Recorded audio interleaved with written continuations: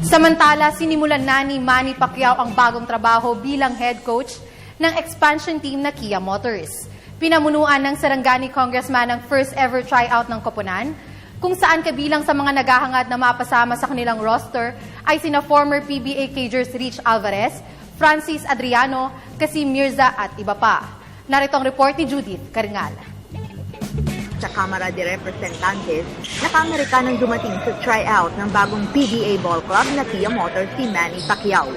Ilang minutong inobserbahan ng Sarangani Congressman ang kanyang mga wannabe teammates na kinabibilangan ni na former top rookie pick Rich Alvarez, Francis Adriano, Kasim Mirza, Paul Sanga at iba pa.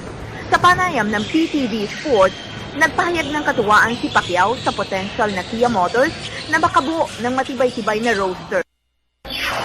Yun ang kailangan naman natin, yung kailangan natin sa players is sa isang player na mabilis, may magaling. Kasunod nito, inilatag ni Pacquiao ang plano kung paano niya hahatiin ang oras sa boxing at basketball. Depende, pagmimitingan pa namin yung schedule. Sa ngayon, scouting muna tayo ng mga players para mabuo yung team. Samantala, kapwa kinumpirma naman ni Pacquiao at Kia Motors team manager Eric Pineda na may gumugulong na negosasyon sa pagitan nila at ni basketball living legend Robert Sonny Jaworski. Nag-uusap pa naman. So may chance.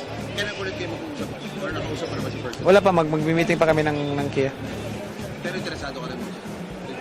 Depende sa desisyon ng Kia. Nag-uusap na kami tungkol dyan. And what we perceive to be the role of the senator, the living legend, di ba?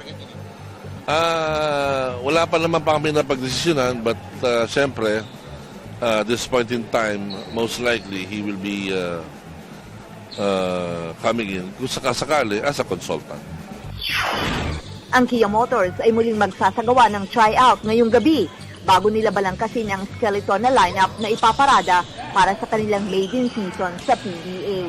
Para sa Good Morning Boss, Judith Caringal, PTV Sports.